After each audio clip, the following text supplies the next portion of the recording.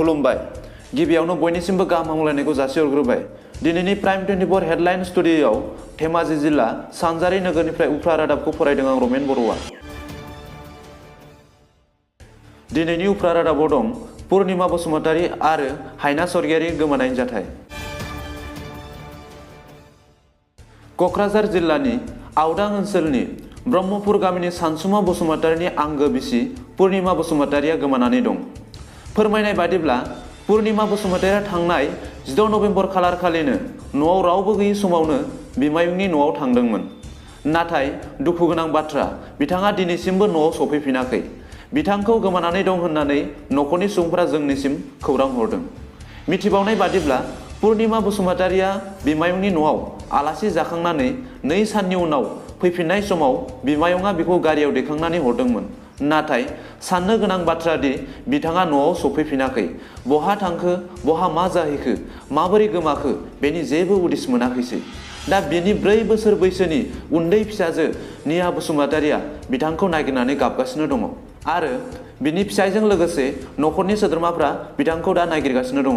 बेनिखायनो सावगारियाव होनाय सुबुं पुर्निमा बसुमतारीखौ नोंथांमोना बबेयावबा नुदोंब्ला एबा नुयोब्ला अन्नानै जानबुं अनजिमा 8753916811 एबा 8761916892 एबा 8761995645 आव खौरां हरनो थाखाय खावलायबाय।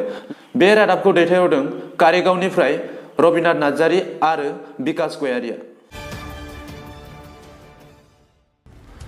बाक्सा जिल्लानि सिङाव थानाय सरकुसिझार गामिनि दिपेन स्वर्गियारिया थांना थानायनि राहा लामाखौ गोरलै खालामनायनि असिलायै गावनि बिसि हायना स्वर्गियारिखौबो गावजों लोगोसे गुवाहाटी नोगोरमायाव लांफादोंमोन आरो बेहायनो रिक्सा सालायोमोन।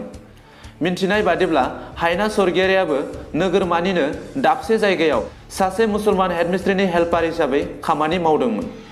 नाथाय दुखुनांथाव बाथ्रा, जाय समनिफ्राय मुसलमान हेडमिस्ट्रिया बै जायगाखौ नागारलांदोंमोन बेनि उननिफ्रायनो हायना स्वर्गियारियाबो गावनि आंगो फिसाय दिपेन स्वर्गियारिखौ नोगोरमानिफ्राय नागारना थाङो। न'खरनि सुबुंफोरा फोरमायहरनाय बादिब्ला हायना स्वर्गियारिनि गोमानायनि आन्दोआव मुसलमान हेडमिस्ट्रिनिनो आखाइ दं आरो हायना स्वर्गियारिखौबो हायना मुलि होनानै लांदों होननानै फोरमायदों। आरोबाव बांसिन दुखुनांथाव बाथ्राया बेदि हायना स्वर्गियारि गोमानायनि खौरांखौ जोनोमगिरि बिफाया मोननाय उनावनो प्रेसार स्ट्रक जानानै रुंसारि जालाङो। दा बिथांखौ न'खरनि सोद्रोमाफोरा नागिरगासिनो दङ। बेनिखायनो नायगिरि नोंथांमोनखौ प्राइम 24 हेडलाइन खौरां बिजोंनि जानानै खावलायो।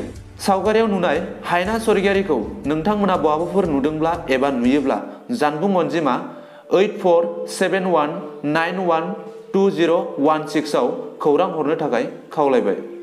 दिनैनि उफ्रा रादाबखौ एसेयावनो फोजोबनाय जाबाय। गोजोन्थों।